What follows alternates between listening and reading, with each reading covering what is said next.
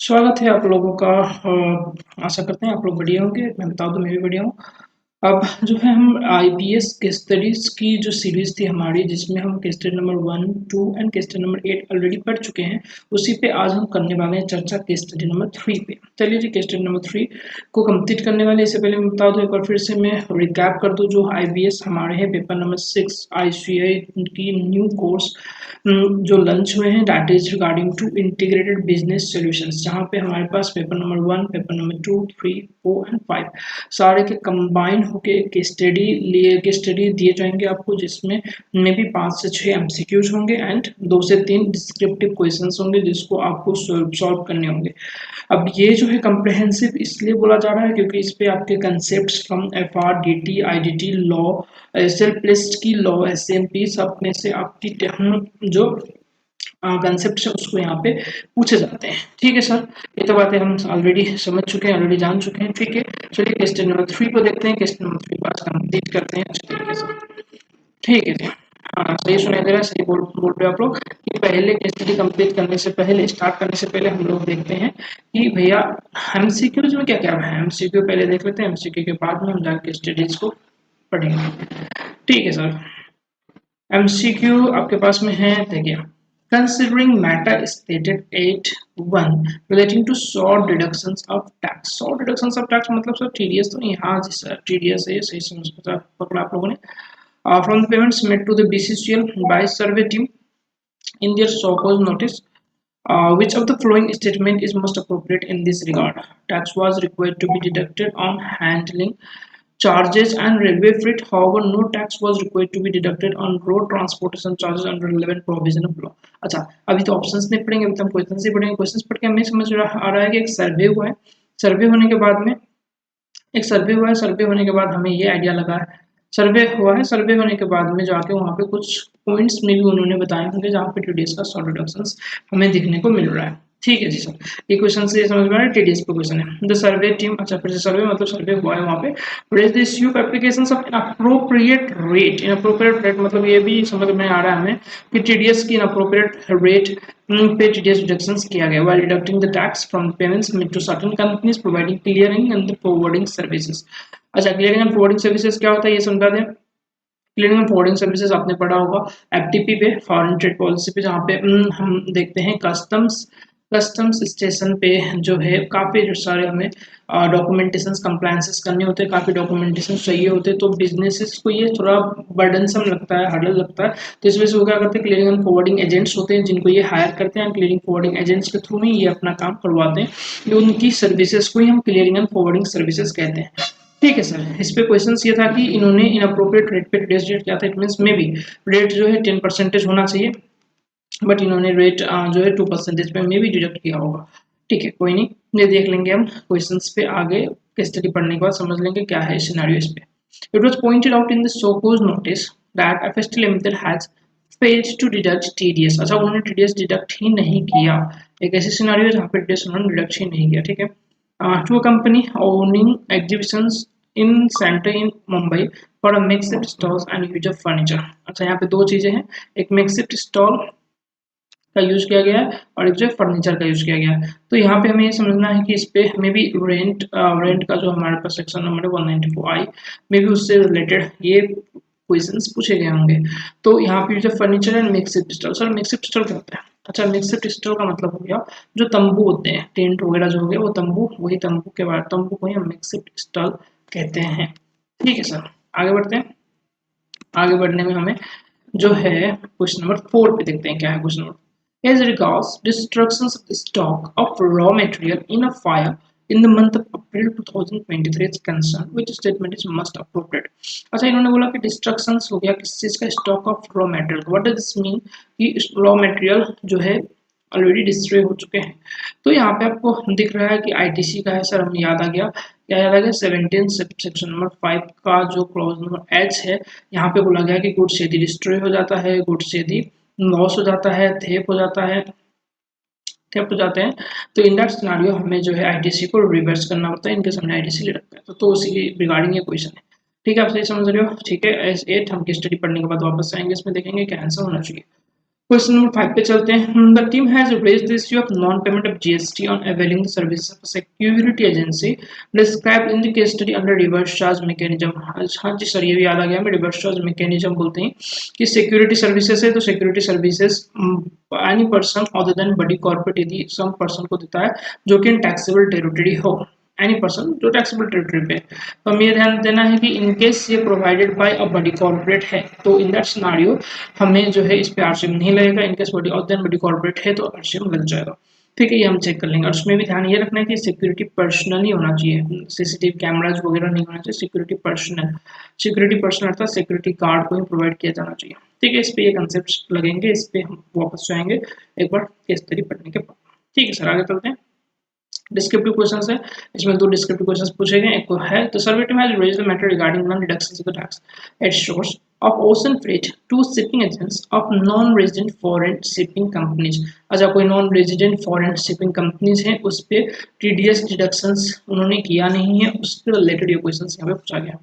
In its so-called notice, how can CT defend the company while preparing the reply to so-called notice as far as this issue is concerned? Quote relevant provisions of the law on this subject matter. लो जी sir, आ गया। अब तो आप ये नहीं बोलोगे कि भैया हमने रिप्लाई आज तक प्रिपेयर किया ही नहीं, कैसे करके so-called notice की रिप्लाई प्रिपेयर करते हैं। आर्टिकलशिप पे हमने सीखा, कहीं पे नहीं सीखा। तो देखो यही बिजनेस सॉल्यूशंस जो पेपर नंबर 6 है, इसलिए कंप्रेहेंसिव पेपर बोला जाता है। आपकी जो रियल लाइफ में जो आपके पास प्रैक्टिस करते समय आएंगे उन इश्यूज को यहाँ पे केस स्टडीज के फॉर्म पे लेके आए हैं एंड केस स्टडीज के फॉर्म पे आपको इसको सॉल्व करने पड़ेंगे।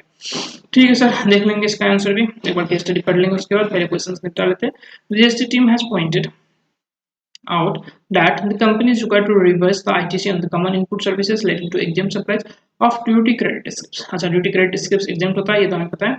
अब इसके रिलेटेड जो एग्जाम सप्लाई के रिलेटेड ड्यूटी क्रेडिट स्किप्स से रिलेटेड जो एग्जाम सप्लाई इन्होंने किया उससे रिलेटेड जो कॉमन इनपुट सर्विसेज है उसको जो है हमें करना है रिवर्स। ठीक है, कॉमन इनपुट सर्विसेज को करना है हमें रिवर्स। ठीक है, देख लेंगे what is opinion in this issue considering 11 provisions of the law. ये हम देख लेंगे, इसको भी कंसीडर कर लेंगे, क्या बातें हैं क्या बातें नहीं है। चलिए पढ़ते केस स्टडी फटाफट। चलिए जब केस स्टडी नंबर 3 की केस स्टडीज को पढ़ लेते हैं क्या इसके रिगार्डिंग।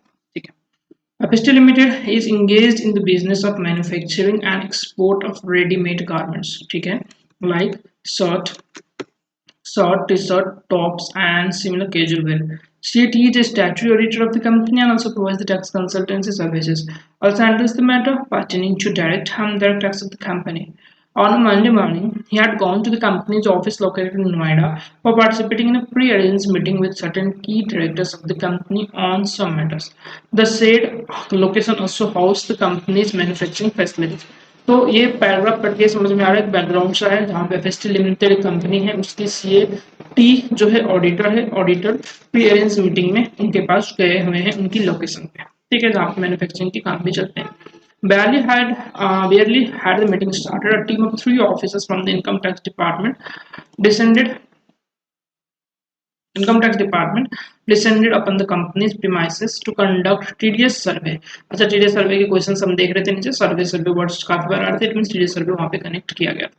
ठीक है, under income tax act 1961। After completing the necessary formalities, they asked for the financial statement of last 3 years and evidence of the TDS returns filed during those periods. Thereafter, they took control of the systems of the company containing its books of accounts. Meanwhile, directors of the company requested CAT to stay there to help them out in the situations। हमने DT में of course पढ़ रखा होगा, TDS का सर्वे होता है। TDS सर्वे होते समय कुछ फॉर्मेलिटीज पूरे करने होते हैं, उसके बाद जो सिस्टम्स भी ले लेते हैं वो, फाइनेंशियल स्टेटमेंट्स, आपके जो रिपोर्ट्स, अकाउंटिंग रिपोर्ट्स वो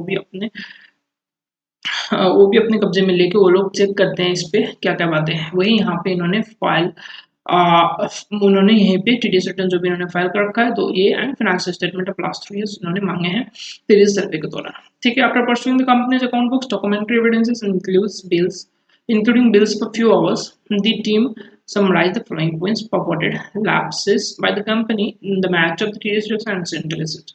अच्छा, टीडीएस सर्वे के बाद में इनके पास में ये सपोज नोटिस इश्यू किया गया कि भैया आपके ये इश्यूज हैं respect to TDS.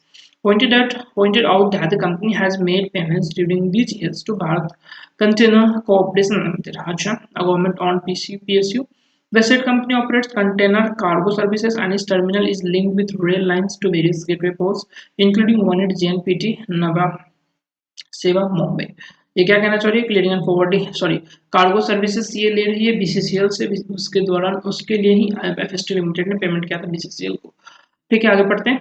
FST limited sends its export bound cargo utilising the PS above PSO services on going through bills raised by BCCL on FST Limited. It was observed that this pertained to charges levied by BCCL for handling containers, road transportations charges and railway freight। आप यहाँ पे देख पा रहे हो, number 1 जो है handling containers का था, नंबर 2 आपके पास में रोड ट्रांसपोर्टेशन चार्जेस थे, नंबर 3 जो है रेलवे फ्रेट था। ये 3 सर्विसेज प्रोवाइड कर रही थी बीसीसीएल किसको, एफएसटी लिमिटेड को। जब एफएसटी लिमिटेड ने बीसीसीएल से ये सर्विसेज लिए, इनको जो पेमेंट किया गया इस पे इन्होंने टीडीएस डिडक्ट नहीं किया या टीडीएस शॉर्ट डिडक्ट कर रखा है, ये इनकी ऑब्जर्वेशंस थी। फर्स्ट ऑब्जर्वेशन ये देख लिया हमने।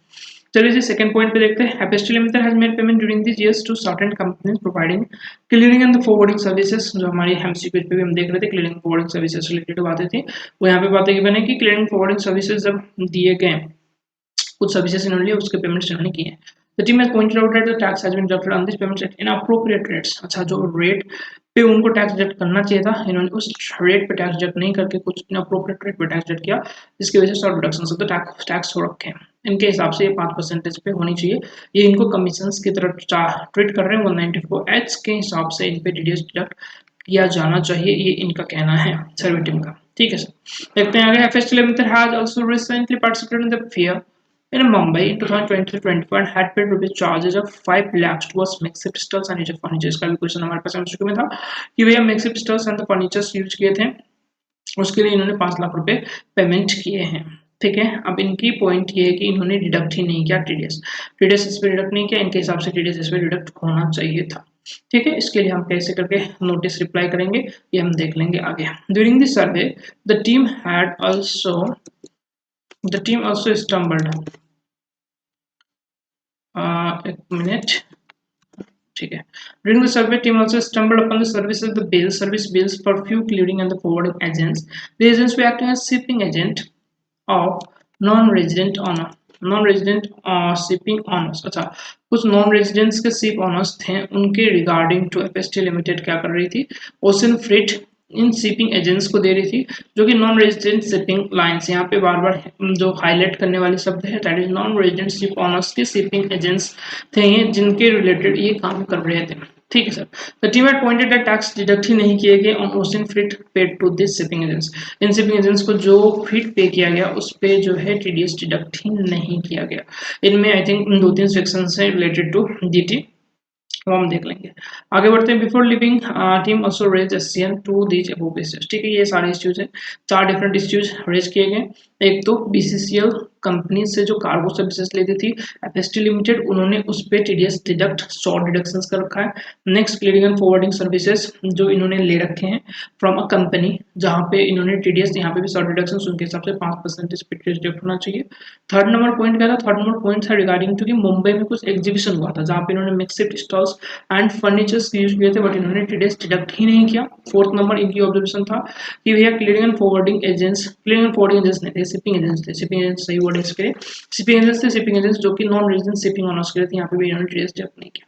चलिए, ये 4 डिफरेंट पॉइंट्स हैं, हमें अभी ध्यान रह जाएगा। चलिए आगे बढ़ते हैं। Just when he was working on preparing reply to spokes CN few days in office, CAT notice बना ही रहा था, तभी उनके पास में एक नोटिस कंपनी ने फॉरवर्ड कर दिया, जो कि सीजीएसटी डिवीजन के द्वारा अर्थात जीएसटी डिवीजन के द्वारा भी हम इनको एक और नोटिस आ गया, मतलब सोने पे सुहागा हो गया इनके पास में, 2 काम करने पड़ेंगे अब।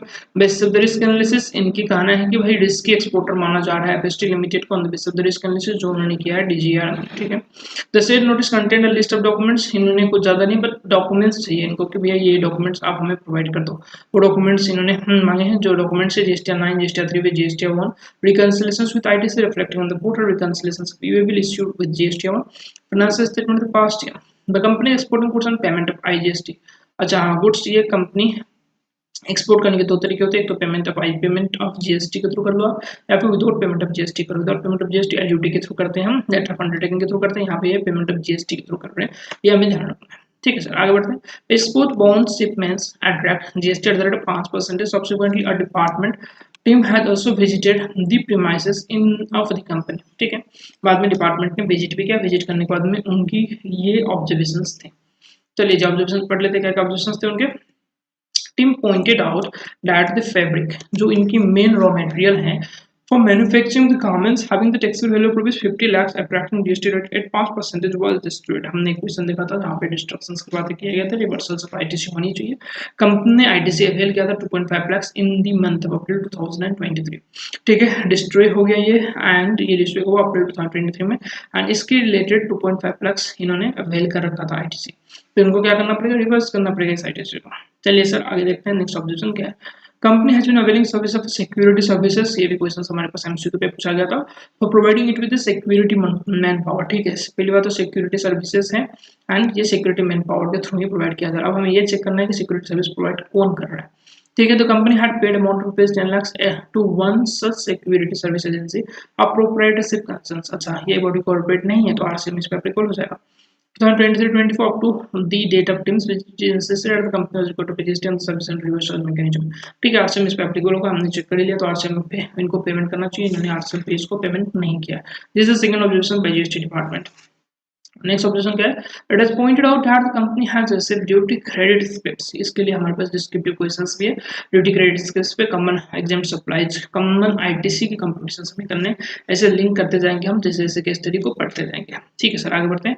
Under foreign trade policy of government by virtue of being its export trade, ठीक है, these duty credit scripts in turn have been sold by the company to third parties। Supply of such duty credit scripts are exempt। ठीक है, exempt हमें बताया from GST under this and this notifications। The team points out the companies required to reverse the ITC and the common input services relating to such exempt supplies। चलिए, इससे related हमारे पास जो है basically point rule number 42 आ जाएगा, rule number 43 आ जाएगा, section number हमारे पास 17 का sub section number 2 आ जाएगा। हमें ये बहुत ही ज़्यादा इंपॉर्टेंट है, यहाँ पे ये सेक्शन यहाँ पे इंपॉर्टेंट है। चलिए ठीक है, कोई नहीं, हम देख लेंगे, इसको भी कंप्लीट करेंगे, आगे बढ़ते हैं। आगे क्या अच्छा कंप्लीट हो गया case study. Assuming that this happens in financial 23-24 assessment 24-25 is applicable in the involving past is ignore such हमें इग्नोर करनी है। ठीक है, अब हमें इसको क्वेश्चंस को सॉल्व करने हैं एक एक करके। ठीक है, आप थोड़ा देर रेस्ट ले लो, रेस्ट लेने के बाद में एक बार केस स्टडी पढ़ लो, फिर से एक बार समझ लो, एंड देन हम इसके क्वेश्चंस को सॉल्व करेंगे। ठीक है, आशा करते हैं आप लोगों ने पढ़ लिए होंगे केस स्टडीज। चलिए अब जो है क्वेश्चंस देख लेते हैं एक एक करके फटाफट। क्वेश्चन नंबर एमसीक्यू नंबर 1 क्या बोला गया, considering matter stated in number 1 it relates to saw deductions of the tax from the payments by BCCL. Survey team के हिसाब से 100 डिडक्शन है, तो क्या कौन से स्टेटमेंट इसमें से करेक्ट है, मस्ट अप्रोप्रिएट है, देख लेते हैं। TDS was required to be deducted on handling charges and railway freight, however no TDS was required to be deducted on road transportation charge under relevant provisions of the law। ठीक है, ये पढ़ने से पहले, ये देखने से पहले मैं एक बात आपको पहले सेक्शन नंबर 194C की जो प्रोविजंस हैं जहाँ पे डिफाइन किया गया है वर्क को, जहाँ पे डिफाइन किया गया है वर्क की डेफिनेशंस आप इसके चेक करते हो तो वहाँ पे साफ साफ शब्द में लिखा गया है कि work doesn't include railway services. मतलब रेलवे सर्विसेज आपकी वर्क की डेफिनेशंस पे नहीं आती। ठीक है, वर्क की डेफिनेशंस पे है कि ये इंक्लूड नहीं करती है रेलवेज को। देखो ये डेफिनेशंस आपके पास दिख रही है सेक्शन नंबर 94C, ये जो है एक्सट्रैक्ट है फ्रॉम इनकम टैक्स एक्ट के पोर्टल से। ठीक है, यहाँ पे बोला कि अदर देन रेलवेज को एक्सक्लूड करने के बाद जो carrying the goods and the passengers यहाँ पे आएंगे by mode of transport but other than railways. तो रेलवे के सर्विसेज जो है हमारे पास वर्क के डिफिनेशंस में नहीं आते, तो सेक्शन नंबर 194C इस पे एप्लीकेबल नहीं हो जाता है। ठीक है, बैक टू एमसीक्यू चलते हैं, एमसीक्यू पे देखते हैं। ओके, तो इट मीन्स आपके पास यहाँ पे था दो चीजें, एक तो था हैंडलिंग चार्जेस, नेक्स्ट था रेलवे फ्रीट, एंड नेक्स्ट था हमारे पास में ट्रांसपोर्टेशन चार्जेस। तो इट मीन्स आपके पास में जो रेलवे फ्रीट है एंड रेलवे फ्रीट है, रेलवे सर्विस है, हो गया, तो इस वजह से उस पे वो पे डिफिनेशंस में नहीं आता, सेक्शन नंबर 194C के अंदर वो कवर नहीं होगा, तो इस वजह से उस पे टीडीएस कलेक्ट करने की जरूरत नहीं है। ठीक है, rest handling charges and road transportation charges, ये इस पे टीडीएस डिडक्ट हो जाएगी क्योंकि सेक्शन नंबर 194C पे वर्क के डिफिनेशंस पे ये आ जाते हैं। ठीक है, तो it means tax was required to be deducted on handling charge and railway freight, नहीं ये ऑप्शन गलत है। Tax was required to be deducted on road transportation charge and railway freight, ये भी ऑप्शन गलत है। Tax was required to be deducted on the handling charges, road transportation and the railway freight, ये option भी गलत है, तो हमारे पास ऑप्शन नंबर डी सही हो गया। Tax was required to be deducted on handling charges and road transportation charges, कोई टैक्स डिडक्ट करने की जरूरत नहीं है on railway freight under the relevant provisions of law. तो ये पॉइंट नंबर 1 की आंसर है आपके पास में। ठीक है सर, आगे बढ़ते हैं। The survey team has raised the issue of applications of inappropriate rate while deducting tax from the payment to made to certain companies providing clearing and forwarding services. At this and this, which of the following statement is likely to be correct in this regard? अच्छा, ये connect करना चाह रहे हैं इसको 194H पे कि भैया 5% पे आप रेट टीडीएस डिडक्ट करो, ये कहना चाह रहे हैं। इन्होंने 100 डिडक्ट किया 4% पे, इन्होंने 100 डिडक्शन किया 3% पे, ठीक है, या 2% पे टीडीएस डिडक्ट करो, मतलब 5% पे टीडीएस डिडक्ट करवाना चाह रहे हैं अल्टीमेटली। ठीक है, एक बात करते हैं, एक समझ लेते हैं इसमें सेक्शन नंबर 194H के बारे में थोड़ी सी। यहाँ पे मैं एक स्ट्रैप लेके आया हूँ आपको यहाँ पे अच्छे से समझाने के लिए। 194H में क्या कहा गया है? देखो 194H जो है जिस किस कमीशन को रिलेट करती है, ऐसी कमीशन जो कि related to buying and selling of goods है, ठीक है, okay, for that happens for the renting services. Okay, काफी छोटा दिख रहा होगा आपको, give me a second. So section number 194H ये कहती है आपके पास में जो कमीशंस हैं या ब्रोकरेज की वर्ड यूज किया गया that is just related to buying और सेलिंग ऑफ गुड्स। गुड्स को बाय या सेल करते समय जो भी कमीशंस लगते हैं, सपोज किसी ए ने किसी सी को गुड्स सेल किया बट बी के कहने पे, अर्थात बी के गुड्स ए ने सेल किया टू सी, तो इन दैट सिनेरियो बी की गुड्स जो ए सेल कर रहा है कुछ कमीशन को चार्ज करेगा एंड देन सेल करेगा, ठीक है। सर्विसेज के केस में भी मैं ऑडिट सर्विसेज प्रोवाइड करता हूँ, तो किसी और सीए के रेफरल से मैंने something D, client number D की मैंने प्रोवाइड किया सर्विसेज ऑफ ऑडिट, तो इन दैट सिनेरियो जो में भी आई वुड प्रोवाइड देम रेम्यूनरेशंस यहाँ पे कहा जाएगा, तो इसको कमीशंस कहेंगे, इसको इस पे 194H पे रिस्ट्रिक्ट किया जाएगा, ठीक है। एट आपके पास जो है हमारे पास में अल्टीमेटली वो पॉइंट इज जिसकी बाइंग और सेलिंग ऑफ गुड्स या फिर कोई सर्विसेज से रिलेटेड, ठीक है। तो यहाँ पे 194H के डिटेल्स डिडक्ट किया जाएगा और in related to any assets valuable particle और थिंग एक्सेप्ट सिक्योरिटीज। नहीं, हमारी जो एग्जांपल था रिगार्डिंग टू सर्विसेज वो यहाँ पे फिट नहीं करेगा, क्यों? क्योंकि इसलिए मैंने एग्जांपल दिया था ताकि आप लोग अवेयर हो जाए कि वो एग्जांपल्स यहाँ पे फिट नहीं करेगा, इसलिए मैंने वर्ड रेम्यूनरेशन यूज किया था वहाँ पे। That is a professional service, service से रिलेटेड आपके पास 194H की एप्लीकेबिलिटी नहीं बनती है, ठीक है। जो भी गुड्स है, गुड्स हुआ, एसेट्स हुआ, वैल्यूएबल आर्टिकल हो गए, थिंग हो गए, इनके रिलेटेड एक्सेप्ट सिक्योरिटीज जो आपके पास में इन सर्विस इनके रिलेटेड इनको बेचने के लिए या इनको बिकवाने के लिए जो सर्विसेज प्रोवाइड किए जा रहे हैं उसको हम कमीशन कहेंगे, उसको कमीशन कहेंगे और हम बाकी किसी को नहीं। तो अब हमारे पास आ जाते हैं वापस से हमारे सेक्शंस पे, केस स्टडी पे। क्वेश्चन स्टडी में क्वेश्चंस क्या पूछा गया था? क्वेश्चन था कि अच्छा, the survey team has raised the issue of applications of inappropriate rate while deducting tax from the payments made to certain companies providing clearing and forwarding services। ये service किस चीज के लिए? क्लियरिंग एंड फॉरवर्डिंग सर्विसेज, वो भी किस चीज के लिए? कस्टम डॉक्यूमेंटेशन के लिए। तो ये कहीं से भी 194H पे कमीशन से रिलेटेड नहीं है, तो इस वजह से हमारे पास इस पे सेक्शन 194H तो नहीं लगेगा। तो ये क्या है? सेक्शन 194C, सी आपको हाँ सी लग जाएंगे, contract that is traders and contractors, क्योंकि 194C पे ये वर्क के डेफिनेशंस पे कहीं ना कहीं आता है, ठीक है। तो यहाँ पे जो हमारे पास फर्स्ट ऑप्शन है ये, क्योंकि टीडीएस 5% पे ये गलत है, यहाँ पे 5% बोला गया ये भी गलत है, एंड हमारे पास डी नंबर पॉइंट में 5% बोला गया ये भी गलत है। तो टीडीएस हमें डिडक्ट करना पड़ेगा eight the rate of 2% and not 5%। The issue is of SCN is not in accordance with law. हमारे पास वैसे भी यहाँ पे 1% होता है कि एक 2% होता है 194C पे, 2% होता है for the case of company. और ये जो पॉइंट था हमारे पास में बीसीसीएल के लिए पॉइंट था, clearing and the forwarding services at JNPT. अच्छा, ये कंपनीज है या फिर क्या? एक बार क्वेश्चंस पे वापस देख लेते हैं। Has raised inappropriate rate while deducting tax, ठीक है। क्वेश्चन नंबर 2 के लिए जो इन्होंने ले रखा था सर्विसेज, ये ले रखा था सर्विसेज जो ले रखा था including forwarding services, point number 2 पे आ रखा है। Made payment during the certain companies, companies को इन्होंने पेमेंट किया, मतलब इंडिविजुअल एंड एचयूएफ के अलावा है, इट मींस 2% के रेट पे यहाँ पे डिडक्ट करने होंगे, ठीक है सर। ये तो हो गया बात है क्वेश्चन नंबर 2 का, that is regarding to 194C पे डिडक्ट करना चाहिए, 194H पे। एंड 194C पे ही क्यों है, इसकी भी आपके लिए क्वेश्चंस है। तो एक सर्कुलर रिलीज हुई थी काफ़ी पहले 19 सेंचुरीज में एक्चुअली से, तो वहाँ पे आपके पास ये आई थिंक मेंशन्ड है इन दिस की एक सर्कुलर हमारे पास इश्यू हुआ था। यहाँ पे मेंशन है 1995 पे एक सर्कुलर इश्यू हुआ था जहाँ सीबीडीटी के द्वारा, जहाँ पे इन्होंने कहा था क्लियरिंग एंड फॉरवर्डिंग सर्विसेज को that is regarding to carries of goods, the same shall be subject to TDS deduction under section 194C and not 194H, ठीक है। तो इस नाम से भी हमारे पास जो ऑप्शन नंबर सी है that is regarding to rate at the rate of 2% वो सही हो जाता है, ठीक है सर, बढ़िया। आगे बढ़ते हैं क्वेश्चन नंबर 3 पे। It was pointed out in the SCM that FS Kilometers failed to deduct TDS on source payment made to company owning exhibition center in Mumbai for exhibit stalls and use of furniture, which the following statement is in accordance with the law with this regards। तो section 194 आई जो है, इस पे भी हमारे पास दो rate है, एक 2% का रेट है, एक 10% का रेट है।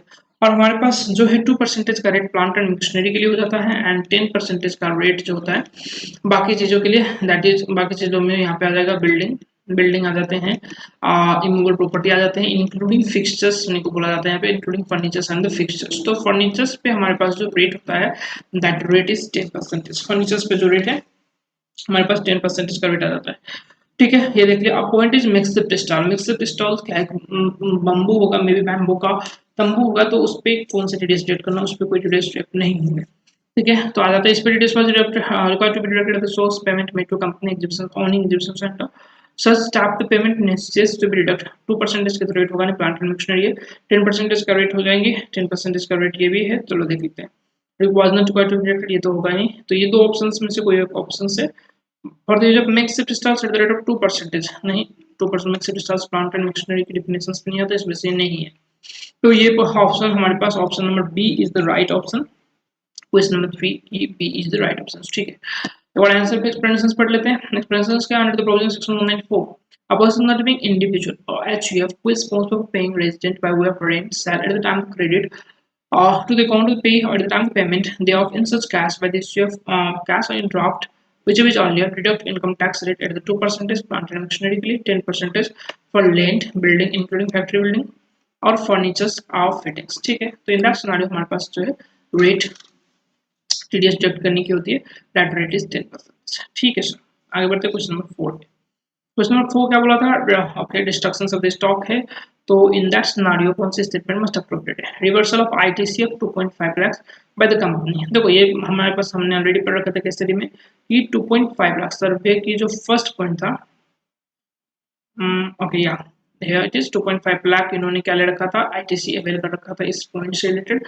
तो 2.5 लाख की आईटीसी इनको रिवर्स करनी पड़ेंगे। अब ध्यान रखना है हमें पॉइंट ऑप्शंस पे कौन से ऑप्शंस अप्रोप्रिएट है वो देखने हैं।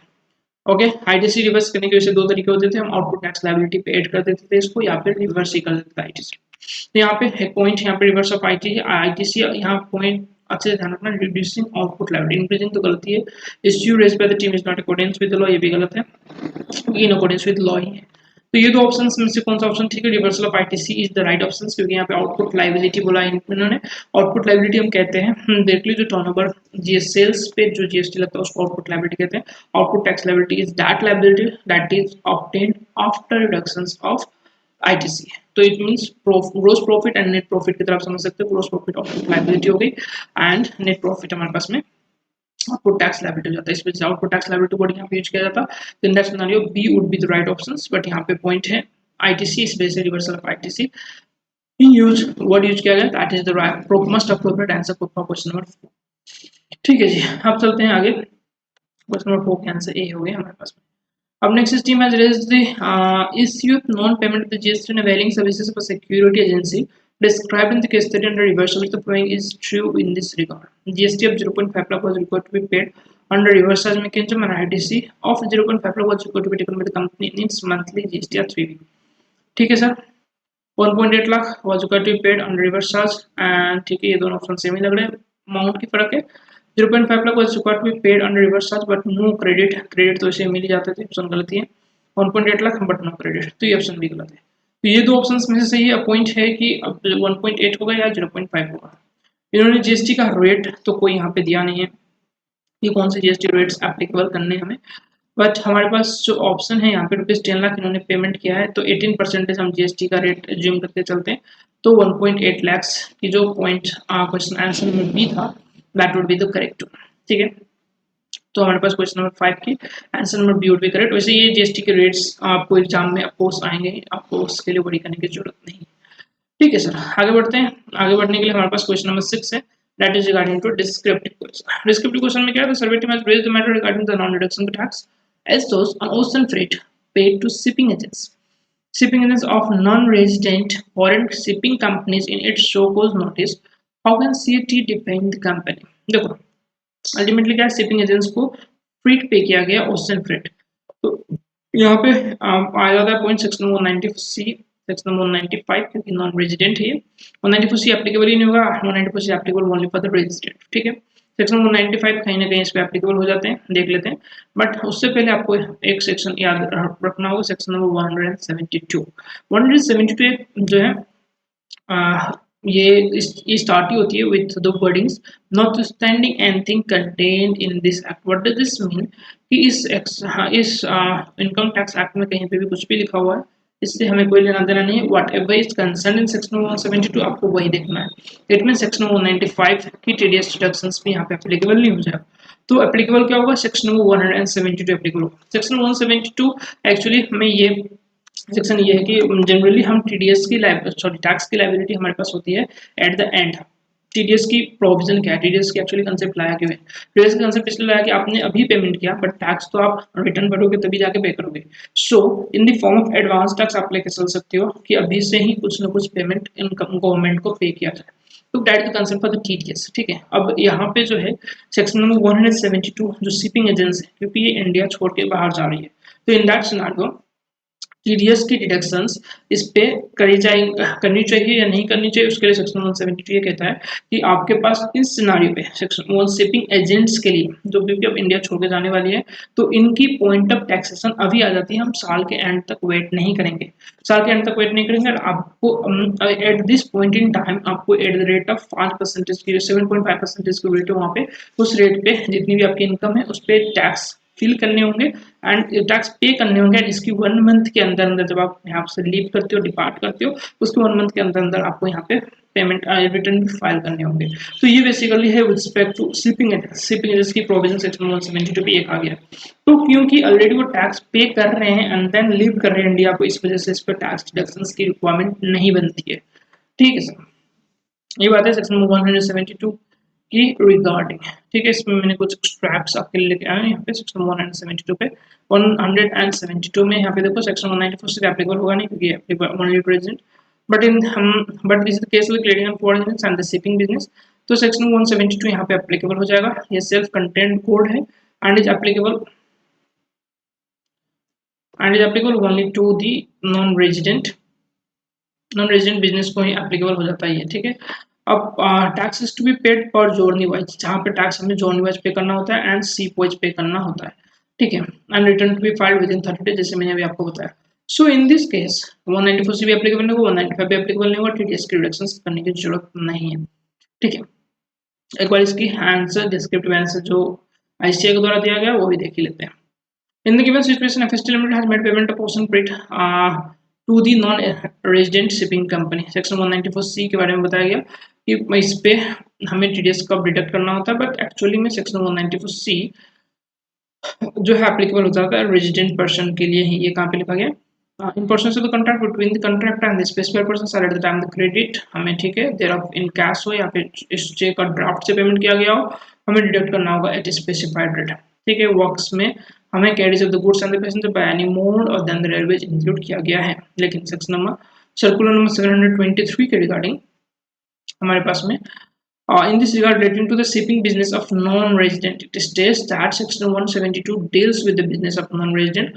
section 172 provides the mode of levy and the recovery of tax. आपके पास levy भी हो जाएगा, recovery भी हो जाएगा टैक्स। एनी शिप जो न्यू वाइज करेंगे, शिप वाइज करेंगे। ठीक है, जो कैरी कर रही है passenger, live stock, mail goods shipped at a port in India। ठीक है, analysis provisions have to be applied for each journey of the ship। ठीक, तो ये सेक्शन 172 आपके पास क्या है, सेल्फ कंटेंट कोड है। मैक्सिमम टाइम 30 डेज दिया जाता है, 30 days from the departure of the ship आपको रिटर्न फाइल करना होता है एंड आपको पेमेंट करना होता है, तभी कहते हैं जब आप छोड़ के जाते हो, डिपार्ट करते हो फ्रॉम इंडिया।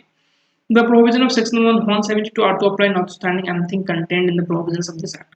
इस वजह से सेक्शन 194C और 195 रिलेटिंग टू टैक्स डिडक्शंस यहाँ पे एप्लीकेबल ही नहीं होंगी, क्योंकि ये एप्लीकेबल नहीं है। इस वजह से सेक्शन 172 यहाँ पे एप्लीकेबल हो जाएंगे, तो टीडीएस डिडक्ट करने की सवाल ही नहीं होता है। तो ठीक है, ऐसे करके आपको ड्राफ्ट करने हैं आपके रिप्लाई टू एससीएन। ठीक है, यहाँ पे इन्होंने बोला कि ये रेजिडेंट को ही अप्लाई हो जाता है, तो इस वजह से सेक्शन 172 ऑपरेट्स करता है profit from the shipping business of non resident. कोई ओवरलैपिंग भी नहीं है in the area of operations of this section. ठीक है, It further states that there would, however, be the cases where the payment are made to the shipping agents of a non-resident ship owners, okay, shipped at a port in India. Since the agent act on the behalf of non-resident ship owner, he steps into the shoes of the principal. Accordingly, section 172 shall apply and those of section 1 not apply. तो यहाँ पे ये बोलना चाह रहा है कि वही शिपिंग एजेंट्स कैसे नॉन रेजिडेंट है, ये यहाँ पे बताया जा रहा है।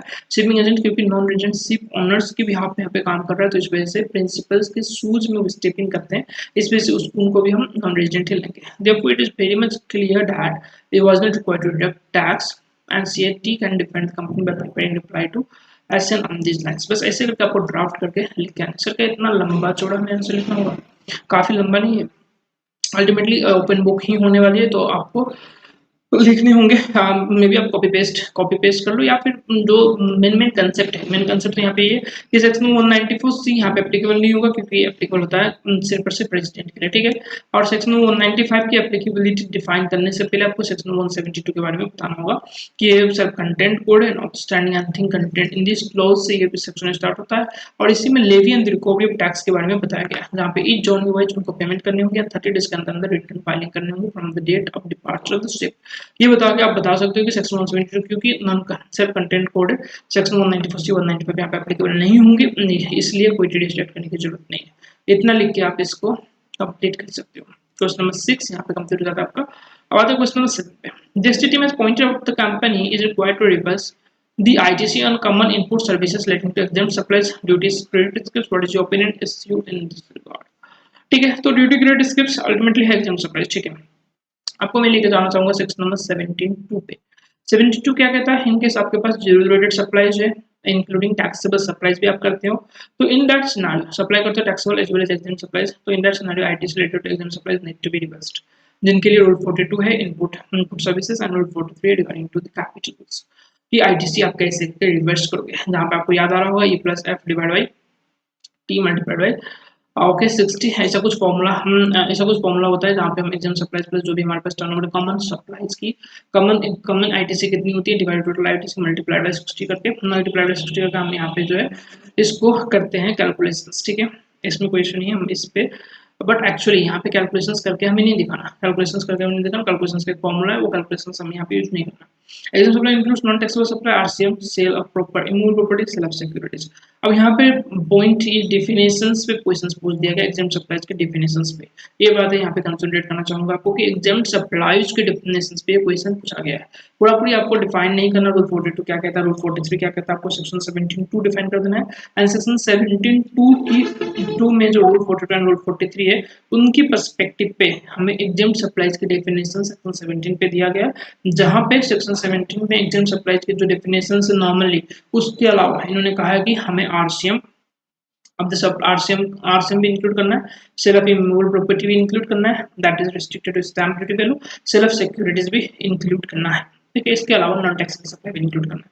अब यहाँ पे इन्होंने बोला एक्सक्लूड करना है कुछ चीजें जो कि जनरली एग्जाम्प्ट है, बट इनको एक्सक्लूड करना है, that is interest on the loan, deposit और advances except for the banking company, but banking company की कंप्यूटेशंस करते समय इनको एक्सक्लूड करने की जरूरत नहीं है। इसके अलावा value of supply of service of the transporters of the goods from custom station तक clearance in India to outside India, ठीक है, ये भी एक है। एंड इसके अलावा ड्यूटी स्लिप्स भी है। उन्होंने बोला है स्पेसिफिकली कि आपको ड्यूटी स्लिप्स को एक्सक्लूड करना है एग्जाम सप्लाइज के डेफिनेशंस पे।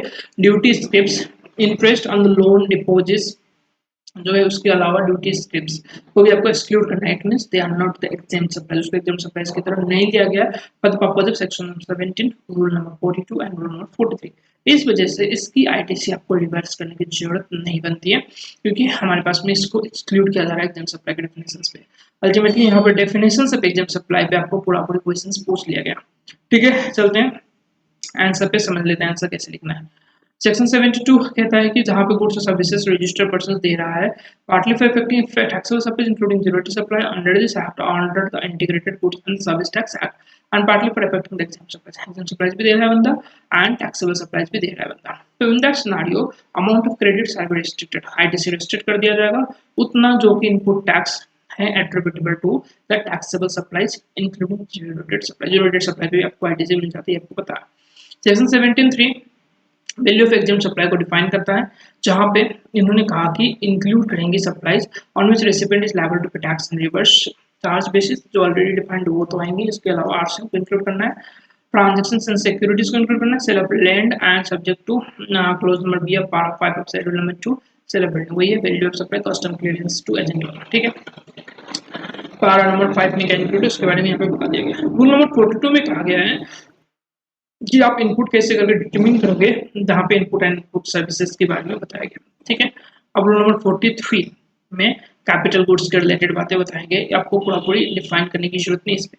अब जो एक्सप्लेनेशंस अंडर दिस क्लॉज है rule number 42 and rule number 43 के रिलेटेड, जहाँ पे इन्होंने बोला कि एक्सक्लूड करना है एग्जाम सप्लाई के डेफिनेशन से जो भी value of services by way of accepting deposits, extending loans, जो इंटरेस्ट के बारे में बताया गया है। And next, value of supply of services by way of transport goods by vessel from the custom stations clearance in India to place outside India, ठीक है। इसके अलावा value of duty credit scripts जो मेन इंपॉर्टेंट है हमारे पास, इस वजह से क्योंकि वैल्यू ऑफ ड्यूटी स्क्रिप्ट्स हम एक्सक्लूड कर रहे हैं from the aggregate of the exempt supplies since it's excluded, तो इस वजह से no ITC is to be based in respect of such exempt supplies. तो ये बातें थे आपके पास में केस स्टडी नंबर 3 के क्वेश्चन नंबर 7 के लिए, ठीक है सर।